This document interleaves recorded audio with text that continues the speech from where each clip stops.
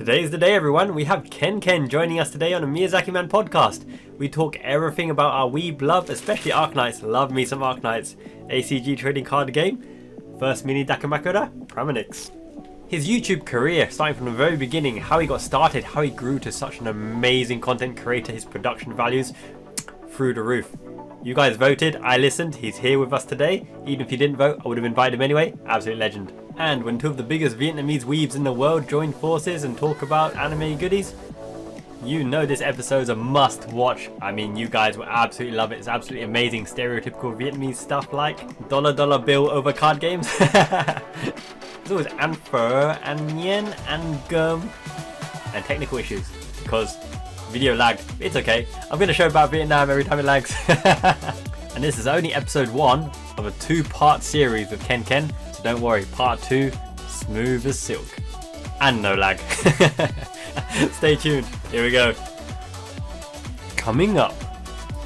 One time when I was in my room, I was just editing video, and then my sister came in, and she, I already minimized everything because I was already finished. But I had my YouTube page on one of my monitors, and she saw that, and then the next day later, the whole entire family knows I have a YouTube channel. Legend. Yeah. Brilliant. And Slice of life. I'm a big slice of life fan, which is why Uter Camp is definitely one of my favorite shows of all time. I remember watching that came out. What is it, 2018? I can't remember the first season. I remember watching the first episode. I love this show, and then just since the movie came out on Crunchyroll recently, I've yet to watch it yet. They're all exclusive. Yeah, I don't know how you could live like that. I don't think that would be me. Even though I put some figures on top of my detolfs and things, and then people in comments are like, "Dude, you're brave as hell." I was like, "What do you mean? I don't have any earthwithquakes or anything. No children running around to bump into all the furniture and everything." So it's good as long as I don't do anything messed up. Yeah. Exactly. And also, I don't think I'm the most ideal person when it comes to that, because I just pre-order or whatever. For me, I'm just if I see something really good, I'll hit the pre-order. But sometimes I don't even look at the price because whatever. Future me will deal with it. Let's go. Hey everyone, and welcome back to the Miyazaki Man Podcast. I'm delighted to be joined today by KenKen. How are you doing, my man? Good, thanks for having me. Yeah, absolutely. No, I mean, I couldn't wait for this episode. You are well established, well known in the community. When you say the name KenKen, everyone thinks of high production value, quality videos. You can just sit there. You can even just listen to it. I mean, it's such a cool, chill vibe. How did you build that reputation in the kind of YouTube weeb space? I think for me, it just kind of started out when I was watching other people do the same type of videos before I started getting into figure collecting, because I've been watching YouTube for pretty much ever since growing up, right? Yeah. So, what was it? I don't know if you know the channel, but there was a channel who was also run by another guy named Ken. Okay. He had Full Circle anime reviews. His channel doesn't exist anymore, but I watched him. He had a lot of cinematic anime figure shots. He did figure spotlight videos, and then I got really into. He's the one who pretty much got me into figure collecting, because he did a video on Ultimate Madoka from Good Smile Company. And when I first saw that video, I was like, all right, I need to have that figure. So influenced, yes. Yeah.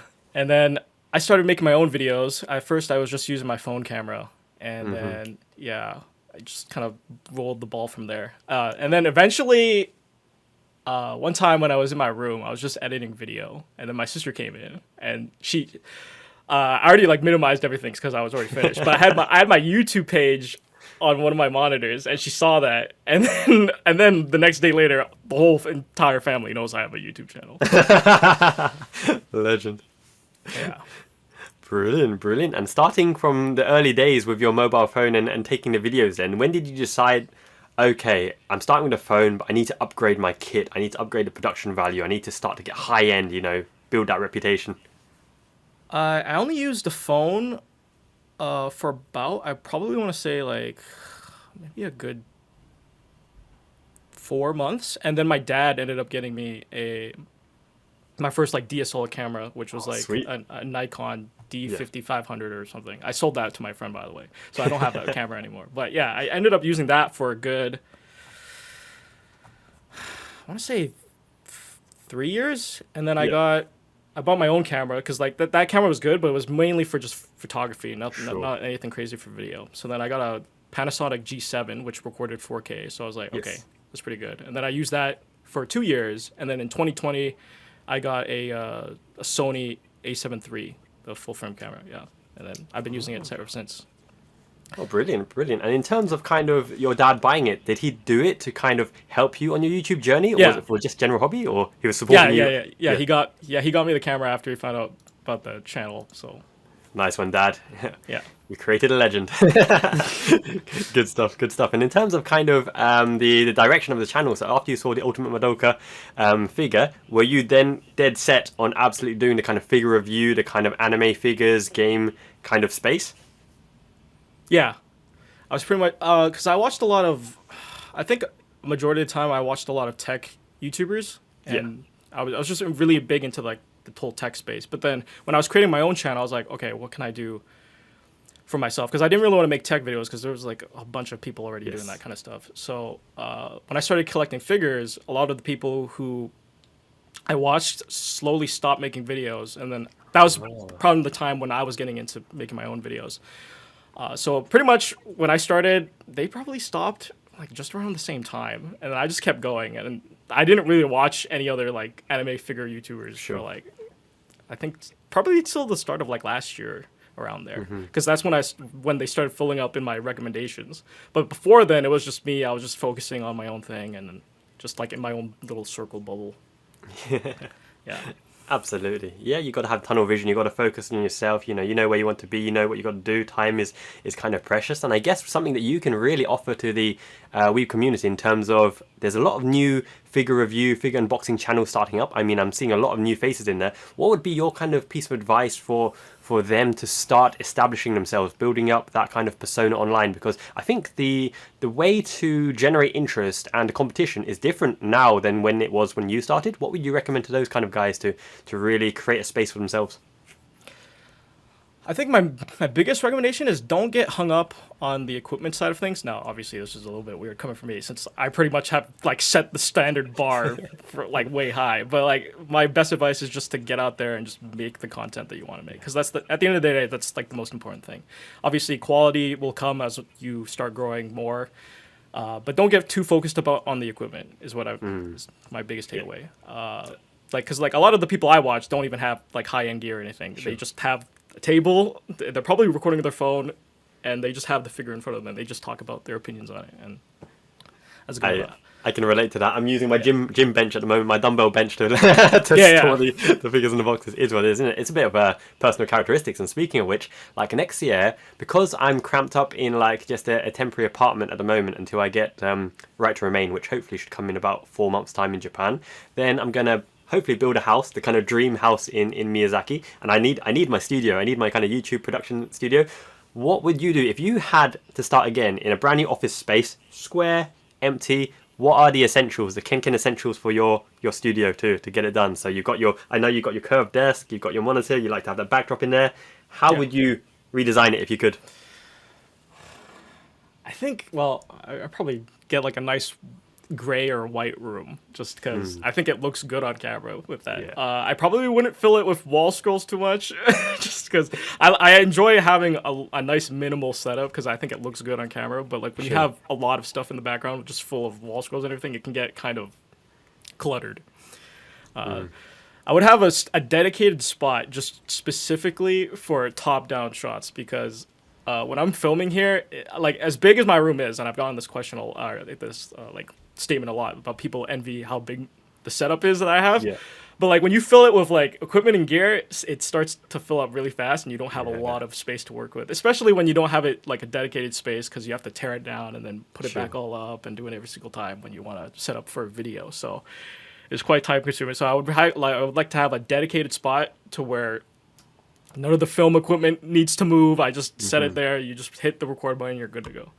Yeah, makes sense to me. And I guess for someone so experienced in the kind of habits of buying the figures, looking for appropriate deals, looking for weeb merch, pre-ordering, I get the feeling that a lot of the kind of new collectors, they feel pressured to constantly get that influx of figures coming in so they can keep up the unboxing, unveiling, but financially it's quite a burden. So how would you advise them to be responsible with the finances in this hobby? That's a good question. And also, I don't think I'm like the most ideal person when it comes to that, because like I just pre-order or whatever. For me, I'm just like, oh, if I see something really good, I'll hit the pre-order. But sometimes I don't even look at the price because I'm like, oh, whatever.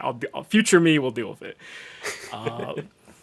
Generally, my advice would be to focus on series that you really heavily invested into, right? So I know like a lot of us are anime fans, and we watch a ton of anime every season, and then some people kind of get in that like honeymoon phase when you watch, let's say, Spy Family, for example. You really love the show, and then you're like, do I buy a figure from it, or do I buy a figure for something else that I'm already like way heavy into, but since Spy Family just came out, do I want to pick up merch for this? For me, I haven't bought any merch from recent shows I've ever watched in a long time, because I've just been focused on buying like Type Moon Fate stuff, or the Gatcha games that I'm already heavily invested into. So absolutely, I probably pick like maybe 3 series max that you're going to start off collecting, and then once you get like you have extra funds to spare for other things, then you can start collecting and doing videos on other stuff. But yeah, I know a lot of people, they get pressured into pre-ordering, because if I don't pre-order it now, I might miss out on off the market, right? Aftermarket prices, yeah. I hear you. And speaking of things that you enjoy, I'm sure when it all comes out, you're going to be grabbing yourself some of the Nikke goods, right? Yeah, probably. If they start making figures for that, I don't know. I don't know if I'm going to be buying them. Indeed. Yeah, I mean, it is growing in popularity. Obviously, there's some issues, some bugs, especially loading time and whatnot. But how heavily invested are you in Nikke compared to like Arknights and FGO? I like the story. When I jumped in the game, I mainly got into it, obviously, because of the art and stuff. But I was very surprised about how good the story is for me. I'm very invested into the characters and the lore and the world building so far. I have spent a good chunk of change. I wouldn't say like a lot compared to other mobile games that I've spent on before, but it's not a crazy amount yet. So I don't know. Well, we'll have to see. Right now, the game is quite buggy still. So. Yeah. Well, we're going to have to see how the developers like smooth that out. But so far, I think I enjoy the game, but I don't know if I'm going to be collecting any figures for it yet. We'll see. Absolutely. Well, I'm going to start you off on your kind of Nikke collecting journey, because Tokyo Gaming Show, they gave out these tote bags. So this is your Nikke tote bag coming your way. And over the course of the show, we're going to be filling up with goodies that you enjoy, because it's my Christmas present to you as a thank you for coming on the show. So thanks. Nikke tote you didn't bag. have to do that. You're going to get some good stuff. Speaking of orders and things coming your way, how scared would you be to look at your pre-order list at the moment? Oh no, I have some. My patrons ask me all the time, like, "Hey man, can I have a picture of your pre-order list?" No, I don't even want to log into the. I'm gonna go to the order section. It's just terrible. Yeah, I can imagine. But how has your like purchasing habits changed over time? Because throughout the years, as you mentioned, the honeymoon period, you buy every figure that you think's good value, or that's going to disappear soon, or wow, I can't believe that's online. You just buy, behind the screen, click. But surely there comes a time where space is a factor, and the rising costs. How have your habits changed over time? That's true. I've stopped. Yeah, as I mentioned before, I stopped buying figures from like shows that I've watched, right? So I haven't bought like, let's say, a Medicom figure in so long. I mean, I did pre-order one last year, but I ended up canceling it. So I've just been sticking to all the Gatcha figures and just the Fate stuff in Type Moon. In terms of like space, I ran out. I've been running out of space recently for because like a lot of the figures I buy nowadays are really like the ones with huge bases. I don't really buy a lot of the simpler ones, because I'm like, well, why would I do a video on like a much more simpler figure when you can just do one on like really big, extravagant larger than life? Yeah, so I've been running out of space for those. That's why like these 2 new shelves behind me. These are new. I stole these from the living room upstairs, and I was like, all right, I need more shelf space. So I got those in the room. I'm hoping to get another 3rd detail, but the prices for those have just doubled where I live, so it's just not exactly the greatest to get like another detail shelf. So sure. I can imagine, yeah. And in between, like, buying the figures and figures arriving, how do you scratch that itch to, get that gratification for something arriving? I know you have a little bit of a cheat code here, because you play Gatcha games, so you can buy your gems, you can unveil, you can do your pulls and whatnot. But for other people who you are waiting for that box, waiting for next unboxing, what are the little things that keep you motivated, to keep you excited? Do you collect anything apart from the figures? Apart from the figures, I did buy a lot of tapestries, but I've not bought those in a while since, because my room, the wall, as you can clearly see, the walls are just filled. I literally almost have no empty wall space, so I've tried to stop collecting tapestries. I haven't bought one in a long time. I think the last one I might have bought was a Persona 5 one, which was like last year or something.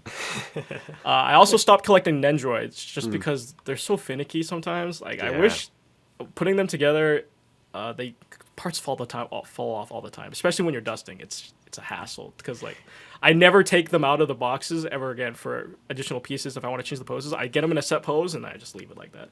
Yeah, I completely understand that. Like, I've even heard some people, I think Joanne mentioned as well, she bought 3 of the SpongeBob SquarePants, her favorite character, mainly because she didn't want to mess with the pose, so she wanted 3 of them in different poses. Oh, so yeah. that's some commitment right there. That makes sense. I totally agree. Yeah, and that's the thing. I didn't really get into Nendoroids, but just one time, I have another friend called Ken, Karate Kenshin, and he collects some Nendoroids, and he just wanted to chat on some of the Nendoroids. So I thought, okay, I'm going to pick up some, in the kind of secondhand shop. They go for pretty good value compared to some of the figures, and they are quite nice. When you pair them together, you can't have one Nendoroid on its own. You have to have several from the series together, right? And posing. Yeah. They're not bad. I can understand the appeal of it, but they still take up space, right? They still take up space. I can't imagine like having a huge collection of Nendoroids, because they're really finicky. They're really bits and pieces all over the place. So in terms of the other stuff that keeps me entertained while I'm waiting for the figures to come, so this is really bad, because I am a hoarder, and what's available to me obviously in Japan is, everywhere you go, my wallet's in danger. I started picking up these ACG cards. So from Arknights, we got a nice little Texas there, jailbait Texas, which is nice one. Who's that? I can't actually remember who that is. I don't know. There's a lot of characters there. There's a lot of characters. I obviously know W. W's W's good. We got fan favorite, Donkey Girl herself, Amiya. Yeah. Oh, my first top rank operator. She absolutely Daka apple pie. Love Igvia. I actually used her quite a lot in the early days. She and Cruz as well. Her were just pew pew pew.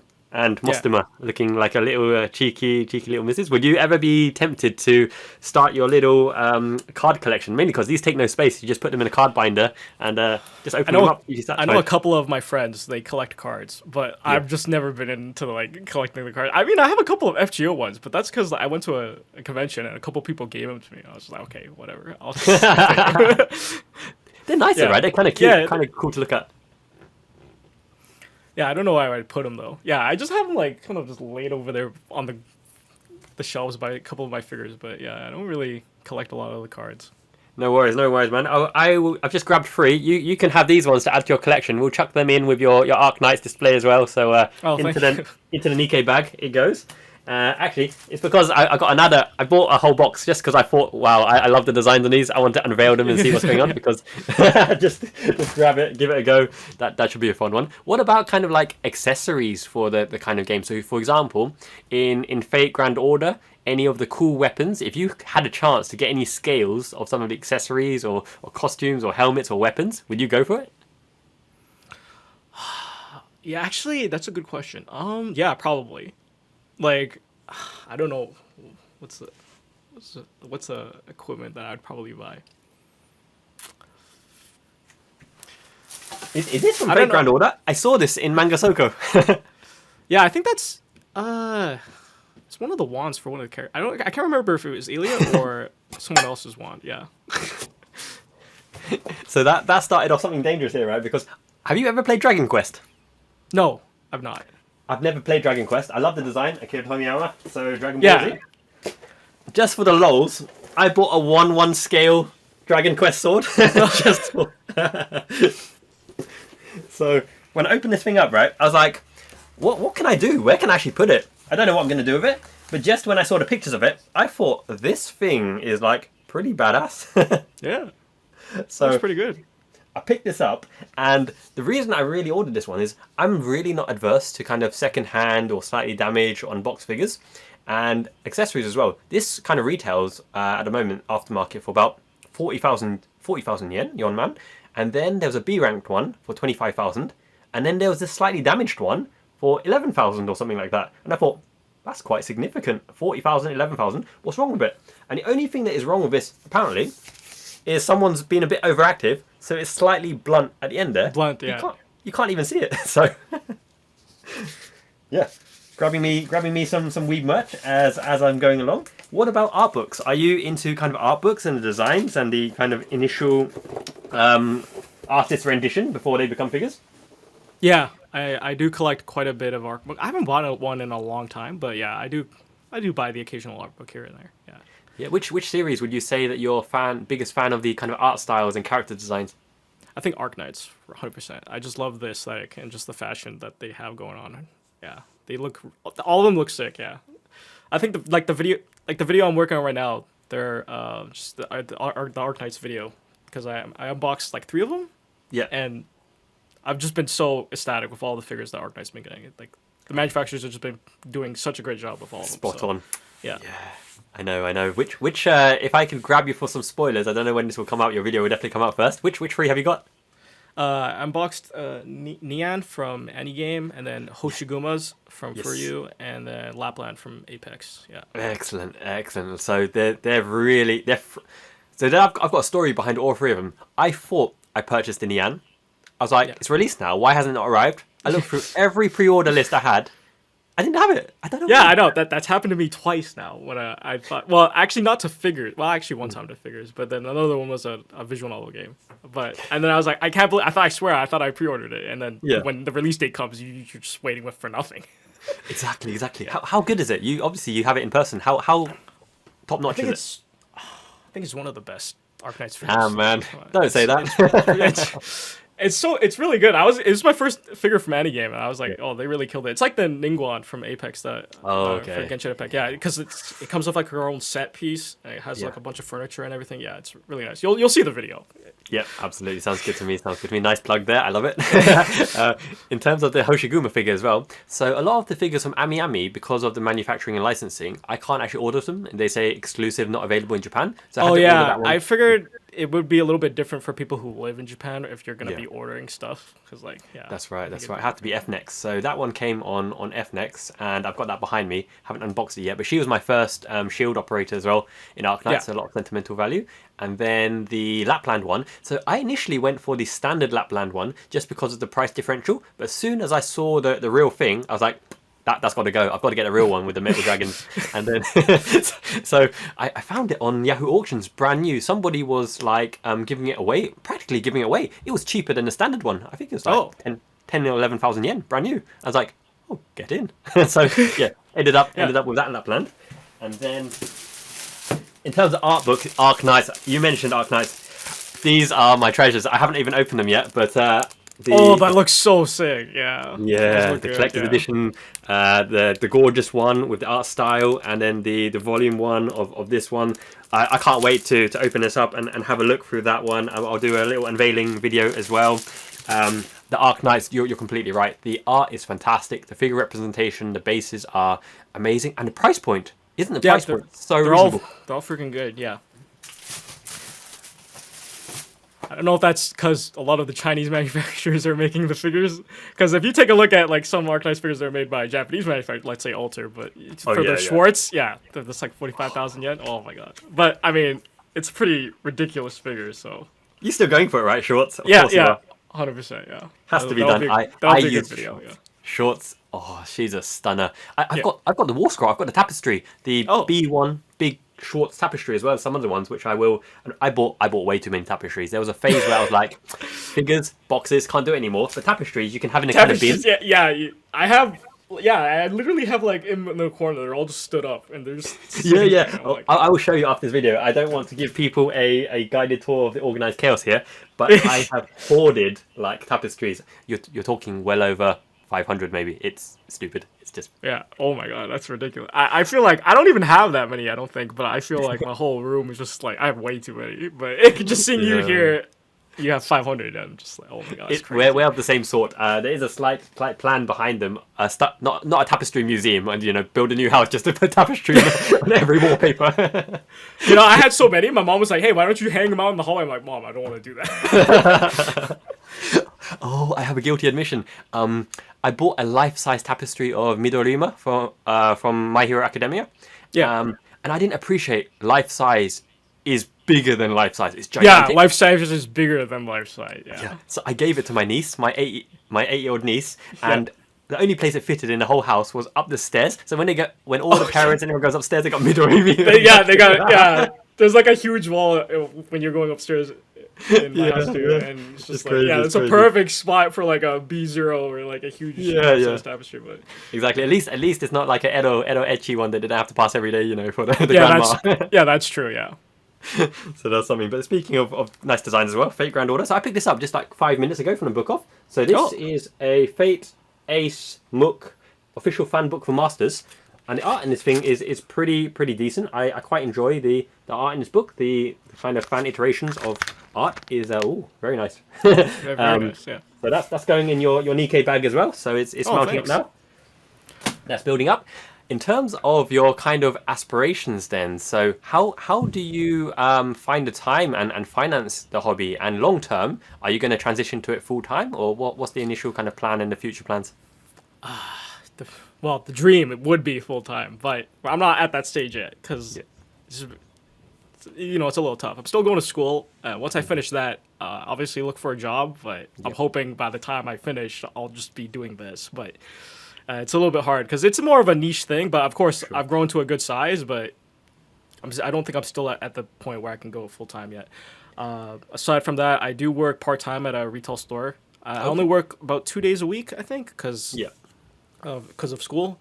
Sure. And then the YouTube does bring in a decent amount of revenue, but that pretty much just goes back into the channel just for figures and doing all the doing all the videos and stuff like that. Sponsorships have been a pretty big help. For getting extra, especially when EMS wasn't here and DHL was just the only thing I had to deal with. It's just so much money too, so that was always a big help. I can imagine. And in terms of like have the ability to self-sustain through YouTube, so obviously you know your metrics and statistics and the revenue there. What kind of numbers does someone need to hit to be able to self-sustain? Because it's hard, isn't it? AdSense and sponsorships are your main source of income unless you go the commercial route and do a lot of merch and other products and that kind of thing. What kind of like subscriber count would you imagine someone be fairly comfortable living a decent standard at? Depends on where you live. I think for me, I don't think I'm at the comfortable place where I could probably would find a separate place to live and continue with the hobby. For subscriber counts, I'd probably say over like, I'd probably say 150K. You could probably, it depends on your view count as well. But I think once you get to a good enough size and you're consistently making probably, I'd say like 30,000 views per video, you could probably make a, not like a comfortable living, but like a decent enough to where exactly. You could go, following your passion and just sustaining and surviving. And I guess it also depends on what niche you're in as well, because there's different rates per type and category, right? So education pays quite low compared to, for example, finance. Finance is the highest paying one. If you make like finance videos on YouTube, you're definitely getting the most like CPM out of everybody else. I think tech videos also do quite big. Anything about I think like money spending is like I don't know how anime figures would go into that, but I don't think it's that. I don't think we're in the top, but I honestly don't think we're in the bottom either. No, kind of floating mid-range, because actually, funny enough, right, I really should have done finance anyway, so I've got a kind of financial services, trading, bookkeeping kind of background as well, and one of my clients, because I do Salesforce CRM, so kind of software, big enterprise systems consultant for that. One of my clients who worked in London in the finance sector, he started a YouTube channel on finance, and he grew in 8 months from like 0 subscribers, and he's on about 70k subscribers, and he's absolutely minting it. He's telling me about he tells me the figures, the kind of numbers he's generating for revenue. My goodness, that's the right niche, finance. Oh dear, yeah. But hey ho, we're following our passions and our kind of dreams. And speaking of which, would you ever consider like moving to Japan or working in Japan or basing yourself there? Because obviously the access to all of your favorite stuff is, well, what can you say? So I've been to Japan before. In 2016, I went with family, and I remember my first day in Akihabara, I was completely like just blown away. I saved up about 2,000 because I didn't think I'd be spending that much. But when I went to Akihabara, the first day I spent 1,000, and then the second day I spent everything. It was just ridiculous. I remember the staff is so nice there too. Like I remember I was in soft map and I was buying visual novels, and the gentleman at the checkout was an old man, and he didn't speak good English, but he was trying to convey to me that they were Japanese games, and I wouldn't be able to play it on I wouldn't be able to play it on like an English PC. But I already told him, I was like, yeah, I know, it's okay, it's okay, and I just bought it. I was like, oh, that was a good experience, yeah. Oh my god, that was so good. My family was talking about visiting it again next year, but I'm not too sure if that's going to be happening yet. But yeah, in terms of living there, yeah, I think it's kind of hard. You'd have to get like a visa and everything, and I heard the paperwork is just a big pain in the butt. So I don't know if I'd ever go through with that.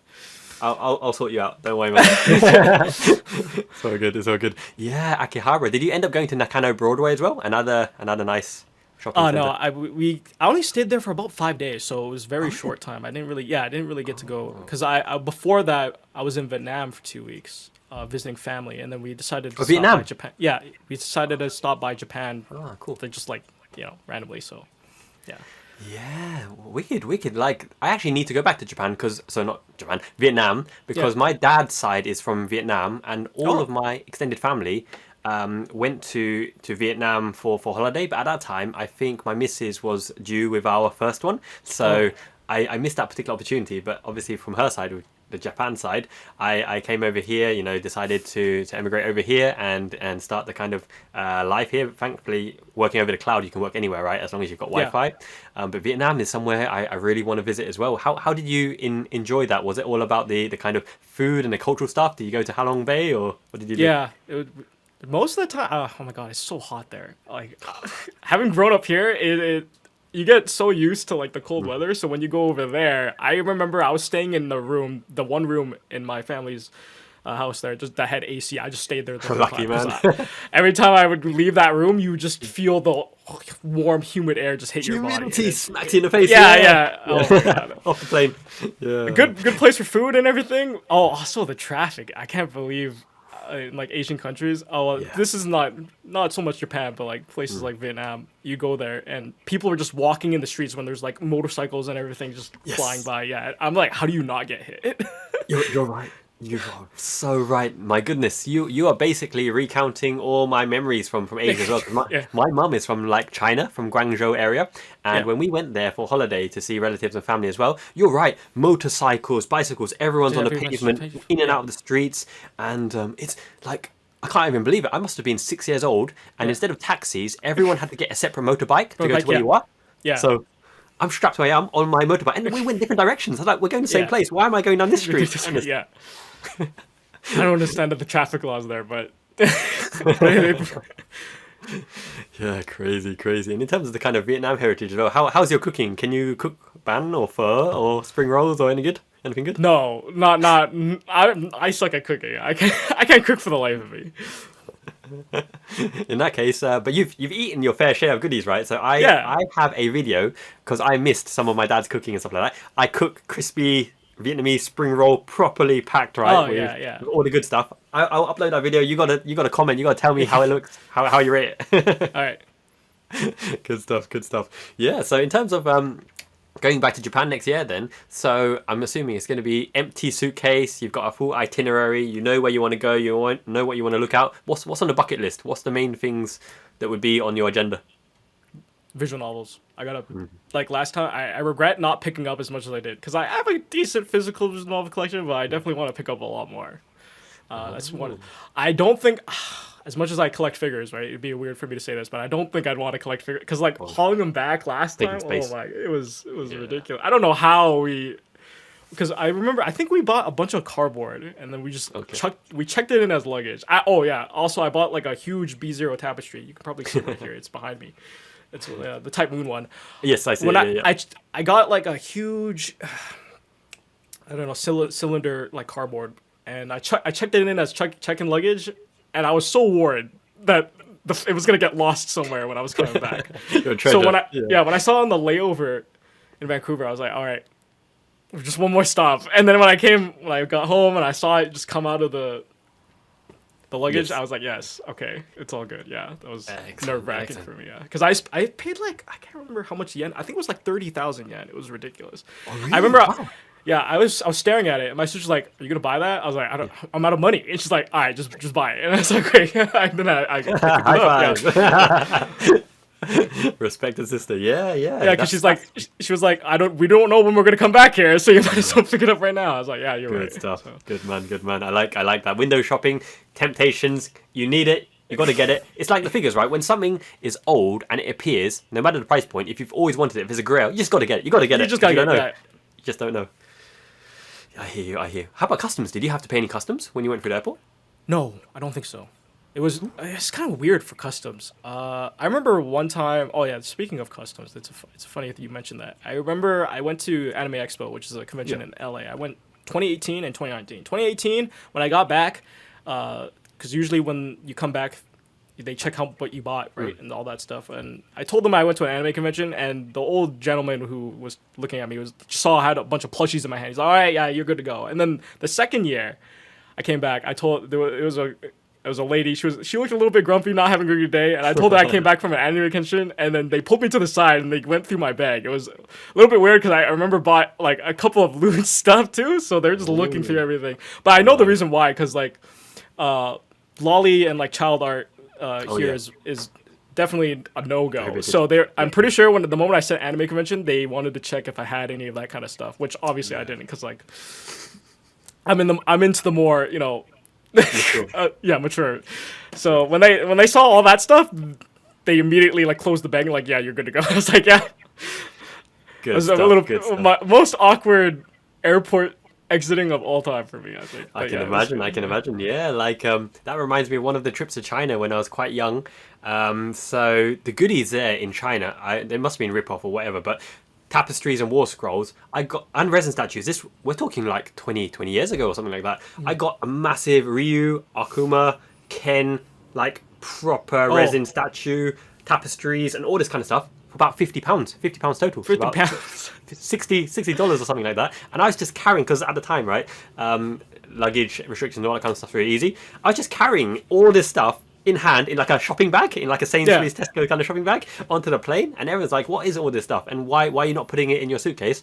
And in my bag, the check-in one, I had loads and loads of wires for loads and loads of gadgets. I mean, loads of wires. So it just looks like a bomb. It really looks like. It looks like a bomb. Yeah. Yeah. So they're like, oh yeah, I don't want to damage my treasures, my goodies, because these wires are metal stuff, and they're like, so you've got the expensive stuff in your hand and you're holding wires in your bag. It's just is what it is, I guess. But back to visual novels then. So I haven't actually played through entire visual novels, but I like a lot of visual novel games. So obviously you like the Fates kind of stuff. Yeah. One of my favorites is, back in the day, Kimi ga Nozumu Aien, the Eternity You Desire. Do you know that one? Is that made by... Same people as Love.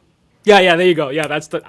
I'm not really good with the Japanese names, but the moment you said Kimi, I was like, all right, there's only like one that I remember from it. It was that one, yeah. Yes. I love the character designs in them, and I think I watched it at a sensitive period where I was quite impressionable, and I really like one of the characters there, Mitsuki Hayase, and I don't know why, I'm a complete simp for kind of blue hair and green hair. I love the blue-green aesthetic. It just does something to me. Like, I grabbed some of these, right, really cheap as well. So this is why you've got to come to Miyazaki when you come to Japan. So I got this Sakura Mato, this one here, right? Yeah. This was 4,000 yen. 4,000 yen. And the reason for that is it said really good quality, but slightly sticky. So it must be the plasticizer or something. Yeah, plasticizer, yeah. Yeah. Because you leave it in there for a long time. Yes, for now. And I've got to figure out how to clean this thing. So have you got any advice? Have you ever experienced that? Have you cleaned plasticizer? No, I haven't got to the point where I have. Probably a couple of my Nendroid pieces are probably, they're probably plasticized, because I haven't taken them out. But yeah, I feel like if you just, I don't know, just dump it in like a bowl of water just really quickly, it should be fine. Yeah, I haven't had the chance to clean it off yet. I'm gonna do it live. I'll do it live on a video. I'll be the experimental sheep. It was only 4,000 yen. I still like the figure, but what's the worst that can happen? And then this one, I don't know this character, but you will definitely know this character.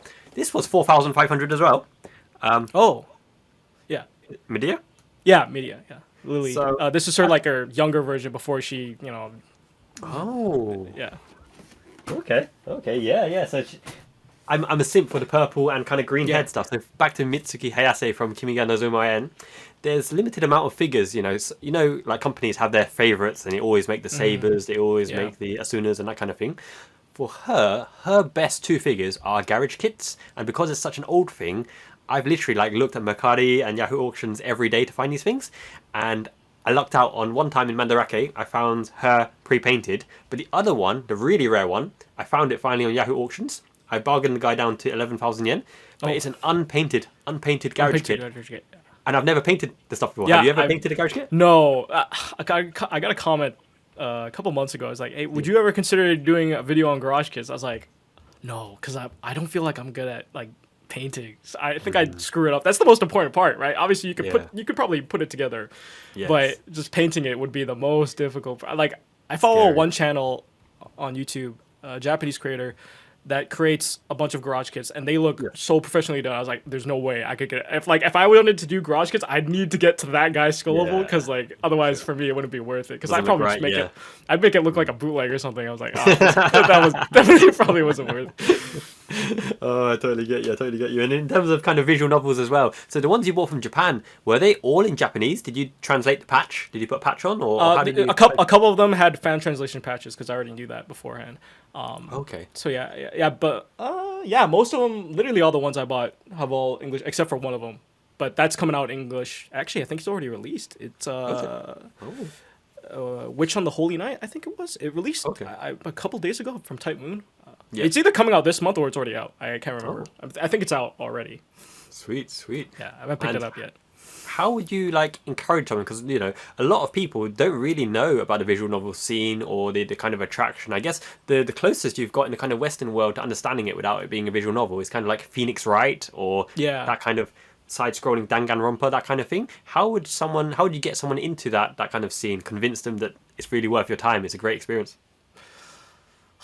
I'm not quite too sure, because I tell them it's a game, but then it's like picture it as like a book with images and music and voice acting. Because like some visual novels, they do have RPG elements as well. Sure. And they're incorporating a lot of other stuff into them. But like if I wanted to recommend just a visual novel, I'd probably just say it's like a picture book with music and voice acting. But the stories are all good. Like you should, depending on the one you take, because like some of them could take like 2 hours or 100 hours. There's a lot of reading to go. I feel like I'd only recommend it to people who definitely have a lot of time to kill. Because like nowadays, I haven't been playing a lot of visual novels just because it takes so long for me. Yeah. I hear you, and especially the multiple pathways as well, and finding the different endings. Oh and going down different routes. I appreciate the fact that they provide a lot of like save slots, because they know you're gonna be saving a lot in those games. Yeah. It's true for sure. And I guess something that when people explore that scene that they might be either invested in heavily or might be put off by is there's a lot of kind of eroge in a lot of these kind of visual novels as well, depending on which ones they're going. I mean, there's a couple of ones that have all age versions as well, right? So true that I remember back in the day, like, do you remember Kazaa? Kazaa? No, I don't think Kazaa so. was before BitTorrent. Oh, okay, yeah. You're talking about like, yeah. So all those kind of ones, and you don't know what they are. They've got Japanese sounding names, and you just download all of them. You just download them. Yeah. You download them all just to see what they are. And the most frustrating thing in the world, my childhood is coming back, when it's stuck on like 99.6% or something. Yeah. And it's stuck there. The guy just appears. But my goodness, I must have played, like, looking back, I have played so many visual novels, I have no idea what the name is. And at the time as well, because not many of them were fans translated as well, you're kind of just scrolling through just to kind of contextually understand what the story is about, picture to picture, music, scenery, little animations and whatnot. And some of them are proper dodge in terms of where they lead you. Yeah. But they were fun. Yeah, they were really fun. What about ever making your own kind of content? So I know you review existing content. Do you have the kind of creative mindset to ever create a visual novel or explore the creative side of building a kind of brand or series? No, I don't think so. I don't have that drive. I like appreciating other people's work rather than just like making my own stuff. Yeah. Sure. So 'Cause, YouTube is enough of a creative outlet, right? Yeah, it brings me back to like schooling, because like I'm going to school for like digital cinema, but like a lot of it is kind of like directing, filming, and Yes. the storytelling and all of that stuff. And I'm just like, oh, I'm here just mainly just to learn how to film cool stuff, not like Yes. be the director, the guy behind, and then just writing down scripts and stuff. It's, oh my god. Sometimes I regret going to the profession that I'm in right now, because I feel like a lot of the stuff I already learned just from like browsing YouTube and just learning on my own, and then the stuff that I'm learning right now is just really like it's okay. Sure. I get you for sure. And in terms of like, I guess you've got both sides of it as well, because this is impromptu, this is improvisation, this is on the cuff. You can just say what you want, whatever comes to mind. How would you feel the kind of portrayal of the improvisation side compared to the professionally scripted side and sticking to a kind of agenda of what you want to deliver to your fans watching that video? Would you say there's pros and cons of each side? Yeah, there is. I feel like when you make scripted content, you're definitely more structured and you know what to do. Like if you have everything like written out and you have a consistent like I this is why I admire like people who make like video like essays on YouTube. Yes. Like Giguk, for example, he makes a lot of. I admire that guy's script writing. I'm like, I can't imagine writing this all out. Sure. Yeah, it just takes so much time for scripts. I've only done a couple of scripted videos, but mainly those are just like the listed when I do like top 5 anime or something like that. I haven't done one of those in like so long though. But I definitely appreciate and lean more towards the non-scripted side, just because I don't want to have to deal with all that stuff. I'll just do it off the cuff, and if I make any mistakes, you can just edit it out. Yeah, whatever. That's it. Yeah. That's it. And it's more natural, right? It's what you're thinking at the time. You convey it properly, and also it's the time element. So I've never been able to script anything, mainly because my whole like process of filming the thing, editing it, and getting it online and dumping a thumbnail. Maybe I've got maximum 2 hours a week, just because of like the kind of. Your life is probably busy with all the kids and the family. Yeah, hectic. Yeah, and but the little man is starting kindergarten full time in April, because he passed his private. I can't believe they got private interviews, group interviews for 3-year-old admission into kindergarten. I never knew how Japanese schooling works, but that does remind me. It's funny. Is when I was watching Spy Family, because they had like an interview for like exactly, right. So the moment you said that, I was exactly like, wow, that's so funny. That is, now that you bring that up, that is so true to life, because one of the big appeals for me moving over here, apart from, the missus being closer to her family, was I wanted to see what life is like growing up in Japan. And obviously I can see that through the 2 kids. So that's the opportunity for me. And that is so true. Like, he went into a group interview with 2 other kids, and he was so cool because he can speak English as well. So he can, bilingual, and obviously he's growing up here. His Japanese is excellent. He got the questions right, but when the other kids got the question right, he was a little bit cheeky. He took the spotlight and said, "Well done, sugoi, banzai!" And I was like, "Yeah!" Oh, good lad. So yeah, in terms of kind of the tropes and the things you see in anime, what are the kind of things that you are a big fan of? Some people love isekais, some people like kind of rom-com, some people like all action, deep story, the kind of monster, Death Note kind of thing. What is your favorite kind of category of anime, the one that really you can't wait for the series to come out? Slice of life. I'm a big slice of life fan, which is why like Yuru Camp is definitely one of my favorite shows of all time. I remember watching that came out, was it 2018? I can't remember the first season. I remember watching the first episode. I love this show, and then just since the movie came out on Crunchyroll recently, I've yet to watch it yet. So that'll be a good sit down just to relax and just watch that. Yeah. Makes sense to me. I appreciate a good story, but sorry for cutting you off that. No, go for it. Carry on. I appreciate good stories, like Steins Gate, very story in depth, but I probably always go back to Slice of Life because you can just relax. Like you should know, after a long day of work, you just want to sit back and just watch someone else's life for once. Yeah, exactly. And something that's not too angsty as well, because that just drives me nuts. Like some of the series where they delay and they push the payoff for so long, it absolutely crazy. I was going to ask you as well, because after this video as well, I'm going to borrow you for a little 5-minute snippet of some of your favorite stuff, quick fire round, but we'll do that post video. In regards to your favorite anime as well, what about games? I know you love the Trails of series, but what is the type of game that absolutely floats your boat? What is the ones that, if you could only do one type of game, one series of games, what would you go with? RPGs. RPGs. JRPG specifically? Yeah, Or RPGs? JRPG specific. It's like you're playing an anime game. Is basically what it is, right? I love RPGs just because of the story. Like when I play a game, I always appreciate when it has a really good story to it. Because like I know there's some people out there, like you've watched Trash Days probably. Sure. A lot of them have the opinion. Like Connor, for example, he likes playing games and he always skips cutscenes. I'm just like, I can't agree to that. No, I'm always in there for the story, man. Yeah. Taboo. Because like some people are like, I'm playing a game. I want to get to like the gameplay. For me, it's just like about everything there, right? Yeah. Appreciating the whole scene around it and everything. I love that comment because my favorite game of all time and something that really inspired my success and where I got to kind of in life is Genso Suikoden. You know the Suikoden series? Suikoden? Yeah. Oh yeah.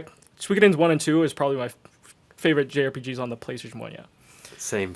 They absolutely inspired my whole perspective in life. And what I really love about Suikoden compared to Final Fantasy is in Final Fantasy it's you against mythical monsters, fantasy beasts, and everything like that. Where Suikoden, it's man versus man. There's no right and wrong. It's opposite sides of the war, right? And you get the perspectives and attachment and I know the creator is making Eiyuden Chronicles. Yeah, I'm super excited. That's like one of my most hyped up games for next year. Yeah, absolutely. My goodness, I could spend the whole day talking to you about JRPGs because dream come true for me last month. Not last month, the month of October birthday. Suikoden concert, Tokyo Orchestra Hall. The missus let me go to that on my own to get a ticket. I went to Akihabara before that. Went to Shinjuku, the Surugaya. I went to that hall, orchestra hall. That music, I have not cried so much. The music's very nostalgic. Yeah, it was amazing. And they put the live screen at the front, and they went through all of the cutscenes. They went through Joey's story, Ted's story. My God. Yeah, it was so good. It was out of this world, and the new renditions of the music. I cheekily uploaded some of the CDs I did on my channel, but the nostalgia value of that was over the top. And in terms of rare merch, you don't collect tin badges, kind of can badges, right? Those kind of little weird merch stuff. I do have a couple of Toho ones, but that's just because they came with like the Fumo plushies that I got. Okay. And then I have like the Neko. Yeah, usually I get them when they come with like other stuff that I already bought. But yeah, I don't really collect a lot of pins or badges or anything. Like that. Yes, I hear you. I found I couldn't go to the Tokyo Gaming Show, but do you remember Gaspar, the gambling guy, Chinchiron, the dice in Suikoden? Game. In the bowl. Yep.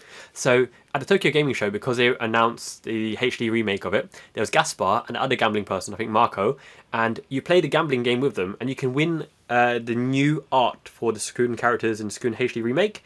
And some of these badges, beautiful, the art beautiful. They rendered Flick, Odessa, Victor, McDowell, and they were going for really expensive. So I've spent, guilty admission, maybe about 80,000 yen on exclusive Suikoden badges because they're never going to appear again, right? They're never going to appear at a gaming show. The exclusive merch, right? Yeah. So. Yeah, I had to grab them, and I never thought in my life I would pay that much for a can badge, but what can you do?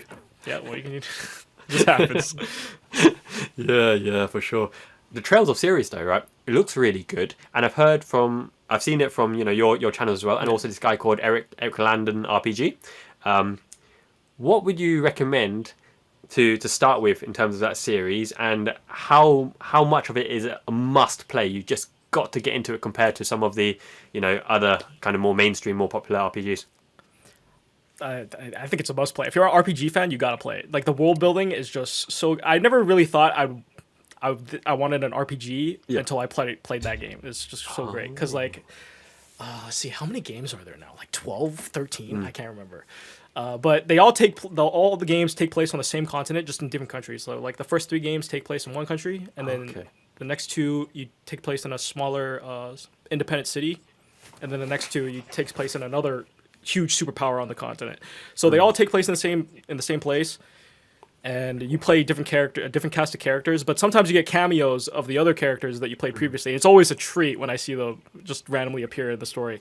And then I believe in one of the I think Cold Steel 4, they brought back all of the other previous protagonists you played. And it's kind of like Avengers Endgame, pretty much, because like all the previous characters are just all coming together. Wow. Yeah. That must it's a huge story. It's great. I think it's absolutely. Yeah, if you ever have the time, you definitely should start it up. Yeah, That's start up from Trails in the Sky 1, and then you just play through the whole thing. Because like if you start like in the middle, like because like I mean I started in the middle, but I kind of regret doing that because I didn't know the other games existed. So as soon as I finished the first, well not the first two, it was like the sixth or the fifth game, I went back to play the first four, and then I just zip through the whole thing in like one summer, and it was amazing. It was the funnest year for me. Yeah. All PlayStation. Is it all PlayStation? Most of the games are all on PC now, so you can get them on Steam. Okay. Yeah. Ooh, interesting. Yeah, that means it's very accessible for me as well because PC. I'll show you later my little setup here.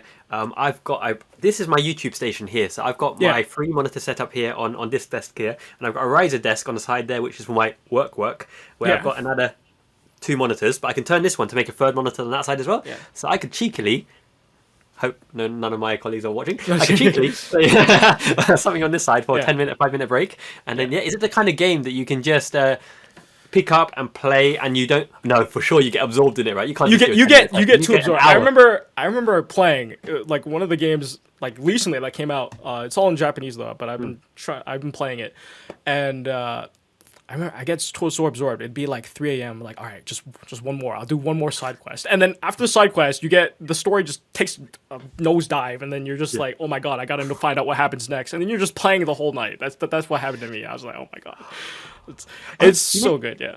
In Japanese, so you can read the Japanese. Oh no! I've been playing it because like I'm not a big fan of machine translations, but I've been using a program called OCR, and it takes like the screen and then translation would pop up in this, and I've been using DeepL because like Google Translate's just like whatever. That's dedication. That is proper dedication right there.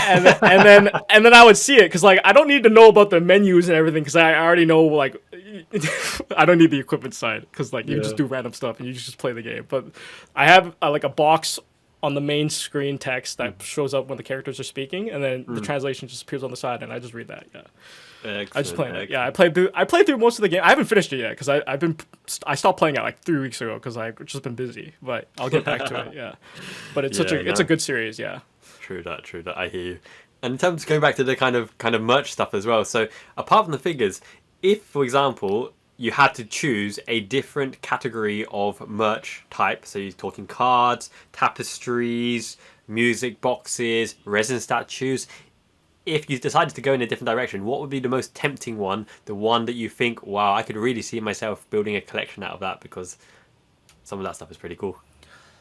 Oh, that's a good question. I can't think of anything because like I mean I did collect manga, but like that came to a screeching halt when I started just mainly collecting figures. Yeah, that's probably tapestries. Yeah, it's hard. Yeah. Some are quite rare. Like we can do a whole nother session, right? Rating some of the tapestries here. Obviously, I got quite a lot because there are some really exclusive ones that you can only get at the events, the conventions. Yeah. And some of my absolute favorite ones. There are some really nice Arknights ones which I need to dig out as well. There's a Love Yui Takamura under the Sakura tree, and her figure is like that's probably my favorite bunny just above me there, the Yui Takamura. That's the yellow one. Yeah. But she is so unfortunate. There was a major earthquake, and I didn't store her properly, and she fell off the shelf and smacked her head. Yeah. That's another thing. I don't think living in Japan. Oh my god, all my figures would probably cry because unless you like screw it. Even then, when you screw like your shelves or something into the wall, like you don't know what's gonna happen. Look at this, man. They're all loose. They're all exclusive. Yeah, I don't know how you can live like that. I don't think that would be me. Even though like I put some figures on top of my like details and things, and then people in comments are like, "Dude, you're brave as hell." I was like, "What do you mean? I don't have any earthquakes or anything. No children running around to bump into all the furniture and everything." So it's good as long as I don't do anything messed up. Yeah. Exactly. One thing that for sure won't be damaged in an earthquake. So I have no shame. I'll just admit that I have no shame. I will explore every facet of weeb life in Japan. So we'll go into the guy love scene, we'll go into the all the kind of really dodgy stuff that does exist, but everyone loves their little body pillows, right? So I'll start small as the Dakimakuras, and we've got little Pramniks from Arknights. So she's a That's cutie. cute. Yeah, that's cute. She's absolutely kawaii. This is only a little one for now. Admittedly, I do have one that I will unveil on the right hand side, which is definitely not little. But this scene, I just wanted to kind of know what the kind of feeling, the attachment is, because you get some really dodgy perceived thoughts on what people do with these kind of things. But for me, it's just like really beautiful. It's art. Yeah, it's soft, it's cushy, art. Yeah. cool. For me, it's just kind of like I don't know. Wait, what would you? It's kind of like a skin for your pillowcases or whatever. Yeah, exactly. I just like if you're gonna get like if you have the ability to change out your bed sheets or your pillows or whatever, you want it to look nice, right? So you might as well put a character on it that you really like or something like that. Yeah. Exactly. And not just a character you like, but also the material, because of the cost value, it's premium. It's really comfy. It's really soft. Yeah, I have probably 4 Dakis. That are just because I have a bunch of blankets and stuff on my bed because it's just so cold. Cause it gets cold here, right? Yes. And all of those just warm me up because it's just Exactly. They're practical. Good. They're practical as well as we be. Yeah. And speaking of kind of practical stuff, right? This was a treasure. I cannot believe more of these don't exist. So, did you get a chance to watch the DTC reviews podcast? Derek from Canada as well. Oh, you did one with him? I don't think I've watched that yet. Yeah. So here's the last one I did. Lovely guy, Chuga. I kind of ambushed him a little bit. I should have ambushed you at the start as well. What I said to him was the Tokyo birthday trip I had. I picked up some really nostalgic figures, and I showed him a night shift nurses figure. Yeah, I know what you're talking about. Yeah. And I told him, do you remember this series, right? It's nostalgic. Everyone loves their hospital and hospitality and that kind of stuff. And he's like, I don't know what you mean. Yeah, that was a fun one. But I picked this up actually as well. This was quite cool. I don't have many Figmas or flexible figures, but I saw this in Liberty in Tokyo. And this Ryuko is really cool because this is actually proper material, proper latex material, but they're all movable joints as well. And she has all her accessories and stuff. And I thought, yeah, kill. Just finished that series. Really, really well made. Do you have any kind of Figmas or any kind of flexible toys? I do have a couple of Figmas, but they all came with bonus stuff. So yeah, I typically don't buy them because I don't think the joints look that great. They don't look visually appealing to me unless they kind of blend in really well and you don't really notice them that much. Yeah. True. I did buy Saber Alters Figma from Good Smell when I went to Anime Expo, but I literally only went there to buy another scale or an Android. And then I saw the Figma there, and I was like, okay, whatever, I might as well buy that too. They had an iPad, and you just click on what you wanted to buy, so I just clicked on that too, and I ended up buying it. It's still in the box too. I don't know where I put it though, but yeah, it's somewhere there. Love it. And one of the ones that I picked up that's an absolute treasure for me. I don't know why they don't make more of these, because these would literally sell like hotcakes. They would make you a millionaire overnight. So it's called a voice doll. So these are figures, Lacus Klein. Oh, Lacus Klein. Oh, Gundam. Yeah, one of my first Gundam series I watched. Yeah. The actual voice actress. Oh. 10 voice acted clips from the series. That's interesting. I've never seen that before. If you had one of these for all the girlies, for Nakiri Elena, for Ryuko, for Jabami Yumiko, these would sell instantly. Yeah, I think a lot of people would probably buy those. I'm surprised. I've never even seen that before. That's interesting. Yeah, so the kind of things you discover here is it's boundless, really. Yeah, it's boundless. I don't know where it ever ends, and you will easily run out of space. You'll easily go broke. But in terms of recouping to reinvest in it, how do you find that you kind of refresh your collection? How are you on selling or shifting on some of your goodies? I've never sold any of my figures yet because really? I've had so much space. I've never really felt the need to yet. Lucky man. I can imagine living in Japan. You probably don't have as big of a space. I don't know how big the house you're building is, but I hope it's quite spacious. It needs to be spacious because let's say, for example, when I had first come to Japan, temporary flat. Still, this is a temporary apartment, 10 minutes from the main one. So I had to buy 2 just because of lack of space. I was already at 80% capacity in terms of the figure boxes and stuff that I had. And then my in-laws said, "Yay, welcome to Japan. Thank you for coming here. Take back all of your crap." Because I hoarded 10 years worth of boxes and goodies in their house. They said, now finally take it all back. And I Now was like, finally take it all back. Oh, your in-laws just like, man, I'm glad you moved over here. Finally, now you can exactly, you stuff free back up the in. space because they were like, why is every day 10 boxes or something coming into my house? To my Just house. stop it. And I was like, okay, I'll pack them all into one delivery a month. Would that be okay? And I did that. Oh still. my god. And then Oh my God, I'll that's give you a little guided tour later, right? So actually, I will plug it a little bit. I'm gonna give away either a freeing bunny or the binding Kasumi reverse bunny or lots of other stuff for the person who can guess how many figures that I actually own. So they can guess how many figures, the number that I own, and if whoever's closest, they can choose the prize they want, and let's do a second and third prize as well, because I'm scared to find out the number. My figure collection says like 93. I'm scared. Just look. This is probably not your entire collection I'm looking at, but I'm already scared for you. How many of them are still in boxes, if you have any in boxes? So, what you're seeing right here, obviously, I think the competition will come out before this podcast, so I can say it safely without revealing too much. Yeah. What you're seeing right here is probably 5% or 10% of the collection, and the only reason that they stay there, is because I had no room for the boxes. The boxes had to go, and I thought I'd be keeping this stuff. So, do you keep most of your boxes?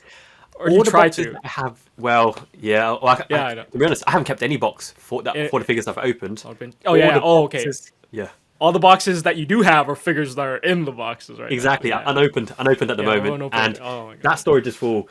The pathway to this office is full. The kitchen is full. The toilet is full. It's full of the toilet too. The toilet is full. You just say that maid Saber, the cleaning one. She's up there. She's up there too. to clean the toilet. So I don't know. My life is a bit of a clown show at the moment because I can't even walk. I've stacked horizontally and vertically. That if I was to move around my office, I'd have to kind of like do the kind of spider crawl. Yeah. So, I've been there with like equipment and stuff around my room, but yeah, it's kind of crazy. Yeah, and you'll be like. The pricing of the figure. I'm looking right now at my chin-up bar because I like to keep fit as well. Yeah. I've got 5 boxes stacked there, including the John Alter Avenger re-released one. And on top of her is the Shoko Makinohara by Eastream Shibuya Scramble, expensive ones. And that does not look particularly stable. It's just still there. It's just stacked there. And then in terms of figurines, like this is how bad it got. Do you know Panty and Stocking? Yeah.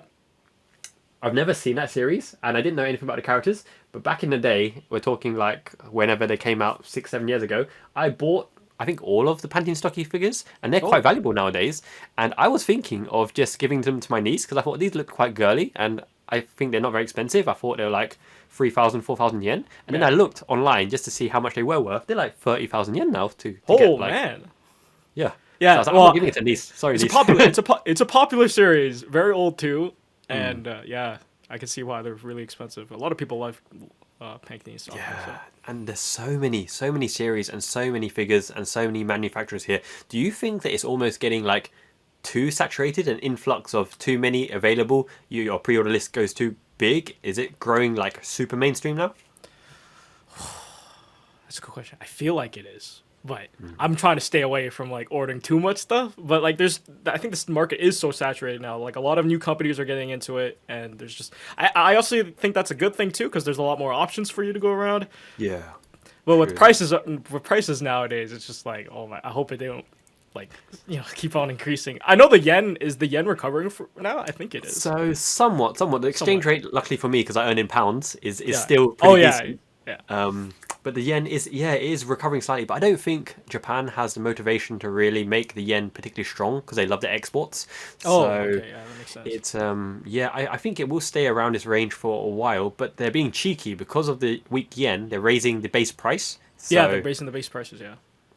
So that is a slight concern in terms of affordability. But then you always got those companies like MyEthos and the Chinese ones that are keeping the price point relatively low for good quality figures. So I think it's still accessible. I think I love a lot of the Chinese manufacturers that have been coming out with like I said before, Arknights figures because they're so good. Like Surtur, I don't know if you pre-ordered that one, but I did, yeah. Yeah, that was like 16,000 yen, and I keep looking at it. I was like, wow, I can't believe Mythos is selling this for 16,000. Like if this was by someone else, like for you, for example, it'd probably be like 30,000 at least. Yeah, it's true. And Fire Emblem figures as well. Look at the price point of them. Yeah, look at the price point of that.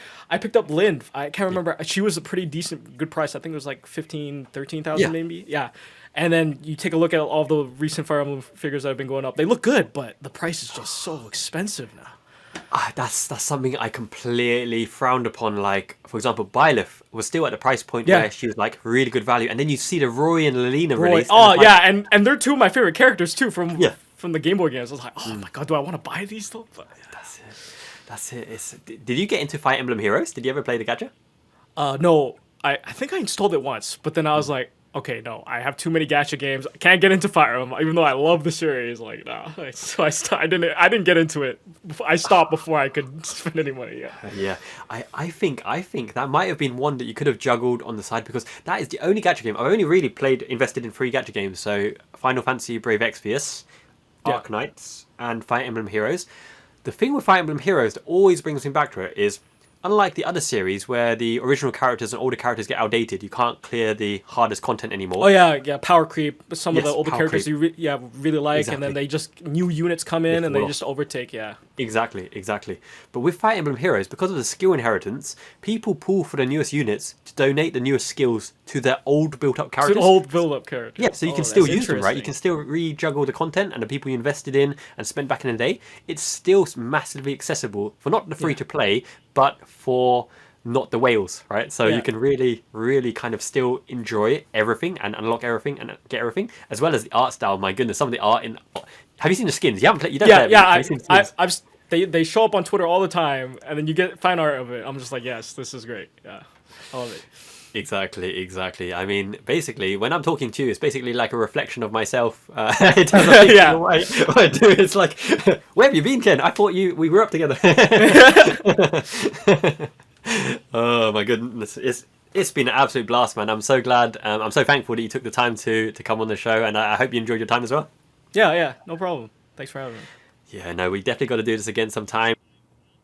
Yeah, I'm totally down coming back again if you ever want another discussion. Yeah, sure. Sweet. Yeah, just jamming, just chilling. Anytime, jump on the call. We'll record it. I'm sure people had a good laugh as well, kind of for us reminiscing. And obviously your newest video with the Arknights one's coming up as well. Looking forward to the free. Yeah, it should have been out like 2 weeks ago. Yeah, but like I've just been so busy, and then I got sick last week. So then it's just I should have. I feel so bad when I delay a video, and I know it should have been out already, but it's okay.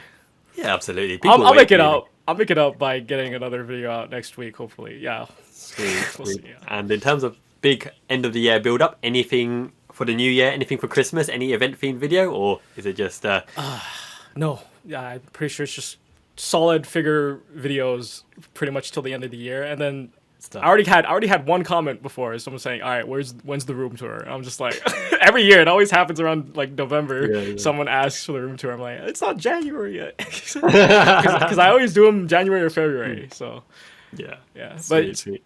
I've always been a little bit hesitant to do it every year because like sometimes the room doesn't really change. Sure, you get like a couple more figures every year, but I mean, I got 2 new. I did rearrange some of the furniture and stuff, so no, it's okay. I could do another one, sure.